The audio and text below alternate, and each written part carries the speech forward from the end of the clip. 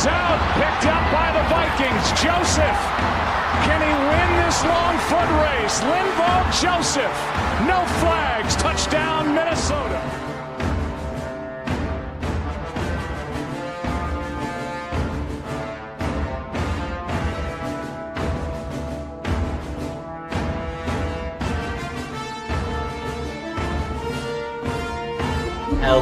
Hello, let's go. It's your man Flip Mozzie. Thank you for spending 15 minutes with me today. It's week 6, y'all. Our Minnesota Vikings host the Arizona Cardinals on Sunday. Try to keep this victory thing going. Both teams coming off big, much-needed road wins. The Cardinals stay on the plane while our Purple look to remain focused at home. We're here to see what Arizona is all about, how the Vikings match up, and make some bold predictions for what we'll see on Sunday. But first, let's take a look back at the week that was.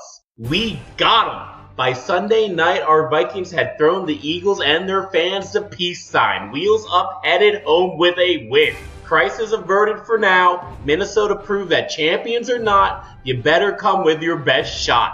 If you don't, they're gonna hang that L around your neck. Kirk Cousins continues to call the right shots. He's not just showing arm strength, accuracy, and guts, he's showing consistency too. Another game with 300 yards passing, no interceptions, 8.1 yards per attempt.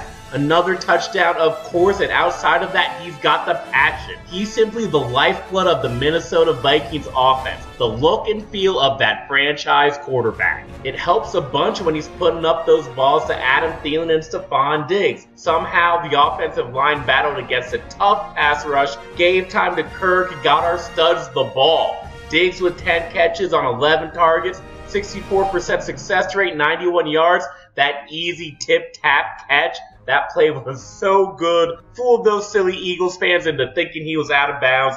Fooled that coach into wasting a challenge. And Thielen, with 7 catches, 70% efficiency, 116 yards, he dusted that Millspunk for 68 of them. Hauled in a nice little rainbow touchdown, no problem. Did you see that play in slow motion? Watch it again. Ronald Darby deflects the pass just a little at the last second. Thielen doesn't care, man takes what he wants.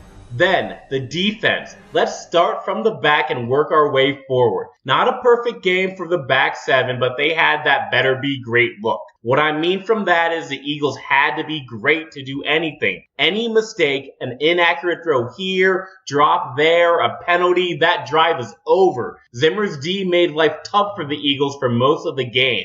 Then there's the front 4, Danielle Hunter attacking the edge with both inside and outside moves. We got Linval eating. He said, give me that ball. Then he burned the Eagles offense and some calories. Make room for that big birthday cake. Touchdown off the forced fumble by an emerging Stephen Weatherly. Anchor down, baby. Now, the Eagles made some plays, the Vikings made a lot of mistakes, definitely left some meat on the bone, but that win is huge, and the areas where our Purple need to get better are clear. So see you later, Philly. We're done with those past narratives, and we gonna take care of ourselves now. Oh yeah, Skol, baby.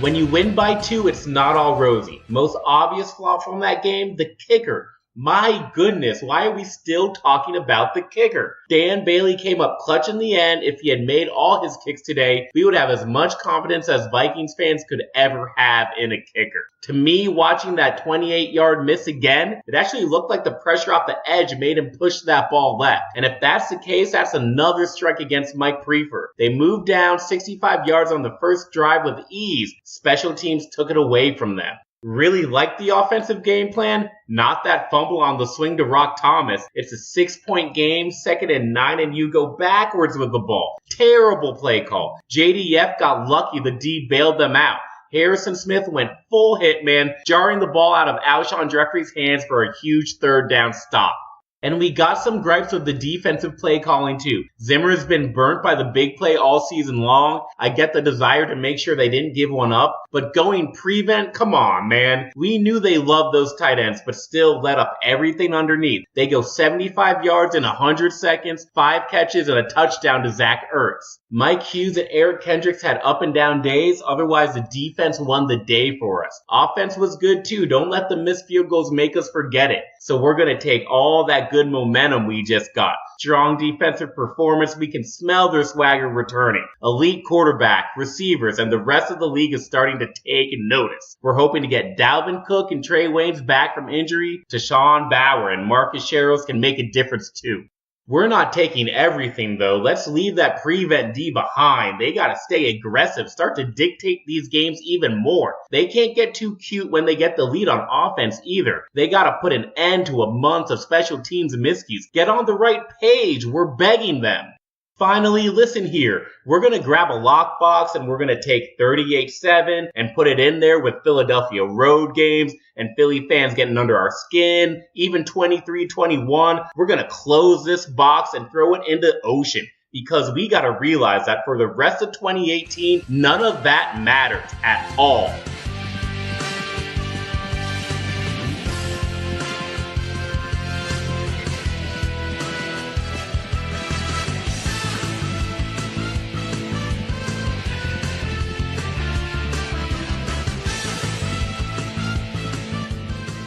What matters is week 6, the Arizona Cardinals, our Purple's next opponent at noon Central on Sunday. Our Vikings last played Arizona in week 11 of the 2016 season. Adam Thielen clicked with a different number 8, Sam Bradford. Cordero Patterson put in one of his best days as a pro. Xavier Rhodes picked off Carson Palmer twice, one for a long touchdown. The Vikings won 30-27 to end a 4-game losing streak.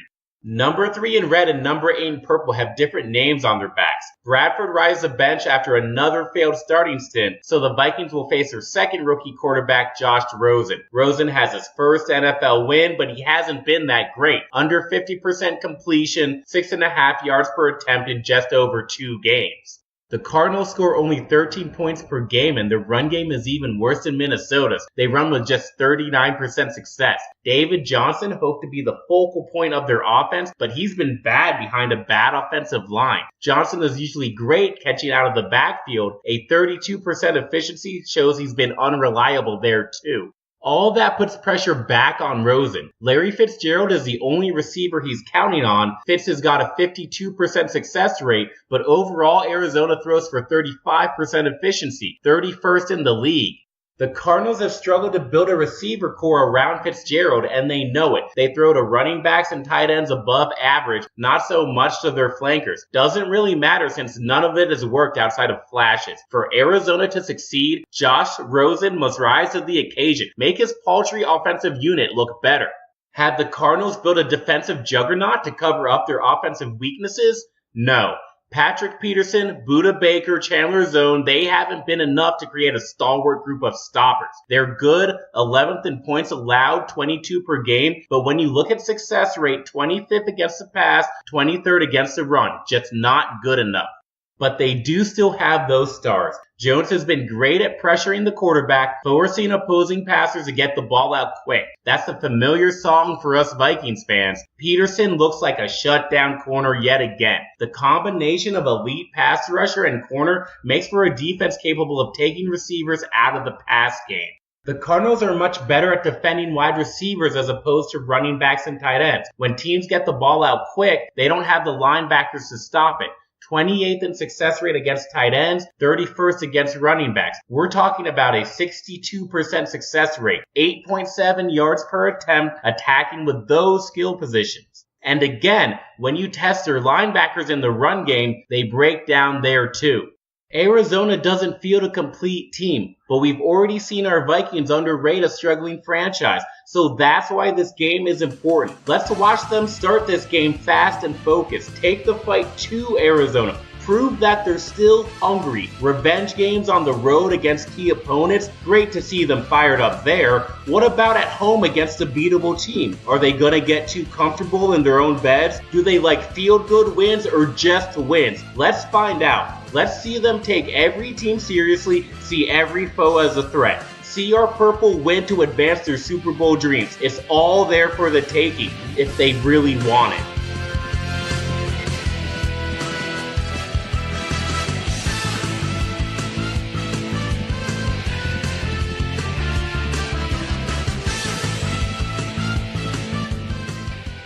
Winning the game means winning key matchups. Let's go over them. Chandler Dwight Stone Jones is coming off a monster game. NFC Defensive Player of the Week, PFF Team of Week 5 honors. 6 run stops, 2 QB hits, a sack, a batted pass, and a forced fumble. Meanwhile, our edge blocker Riley Reef is hobbling. He hasn't played terribly, PFF's 23rd ranked tackle, but this is a big spot for him. This can't be another game like Buffalo. We're looking for Reef to hold his own against Jones. Next, Patrick Peterson stars in Arizona's defensive backfield, his 8th year now, and his 8th Pro Bowl is in sight. He's a demon, an elite cornerback, PFF's 3rd best, and the reason why the Cardinals have fared decently against receivers this year. But we're talking Vikings football, so we'll trot out our star flankers against anybody. We hope to see Stefon Diggs go against Peterson a lot. It'll be just so fun to watch. Keep your eyes on Diggs versus Peterson.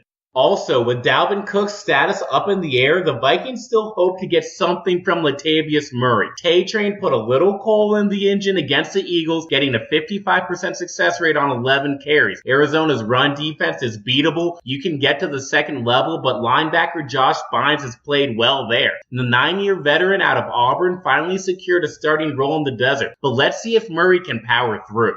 On defense, if there's a speedy receiver, we're almost always going to put him here. Big plays are hurting Minnesota, so those deep threats deserve attention. This Sunday, it's Christian Kirk. The A&M rookie caught a 75-yard bomb last week. Would be cool to see rookie versus rookie, Hughes versus Kirk here, but Waynes has cleared concussion protocol. He's sure to see number 13 in red a few times, but Trae could play. Finally, the best way to hassle a young quarterback is with pressure. The Neil Big Game Hunter struck some great efforts together early this season. He's got a sack in every game so far. It'd be huge if he can get a couple more this week. Cardinals' line has been terrible, but DJ Humphries is their bright spot. DJ has gotten better in every week this year, didn't allow a single pressure in San Francisco. He has a much tougher test against Hunter. So those are your Week 6 X Factors. Reef, Diggs, Murray, Waynes, and Hunter. Time to reach for that winning record.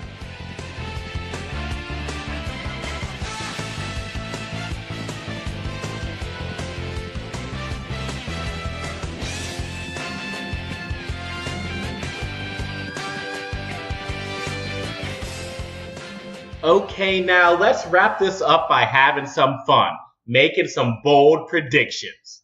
Arizona has one of the worst offensive lines in the league. They're passing to mediocre receivers and tight ends too. So it wouldn't surprise me if they see David Johnson as their only hope in this one. I expect Johnson to see a heavy workload, and the Vikings are still getting beat by running backs in the pass game. That's why I think Johnson will have over 75 receiving yards. Question is, how easy or hard do those yards come? If it's just a volume number, our purple will be okay. If it's off some big plays, that's not a good sign. And when the red offense isn't going through Johnson, we hope for a mighty amount of adversity. Pressuring Rosen into bad decisions, that's how Minnesota takes over this game. Arizona lives and dies by the big play, so force the ball out quick. Get the rookie thinking too much and throwing ill-advised passes. A good defensive game should have multiple turnovers. Let's boldly give them to Harrison Smith and Andrew Sendejo. Crazy thing is I see almost a carbon copy when our Vikes have the ball. Cousins has been great, but under pressure, it's come to bite them with some costly fumbles. Arizona's pass rush is one of their only strengths, so I think we'll see a couple hurried throws. Wouldn't be surprised if Kirk passes into his first 2-interception game of 2018. Let's just hope they aren't returned for touchdowns. Again, similar storyline with running backs and tight ends beating the Cardinals so well in the pass game. We should look for Budda Baker to drive Kyle Rudolph when he's running routes. That leaves it up to the running backs. We would love to see Dalvin Cook's return this week. Cook's triumphant return would pay big dividends against Arizona's D. If our backfield chef can't go, well then next man up. Rock Thomas got his feet wet against the Eagles. It's time for him to be more of a factor. See what the man does both running and receiving. It's all before them. The early season had plenty of ups and downs. It's clear our team has grown over that first month. No more moral victories, no more ties, no more revenge games. If they need that type of motivation, season is already lost. Our Vikings now need to show that they're focused. Take each week seriously. Crave to get better. Yearn to win every game. Aspire to be champions. We're not worried about 2017 anymore because the climb towards 2018 continues. And the only way they'll get to that summit is if they're still hungry. Show that on Sunday. Skol Vikes.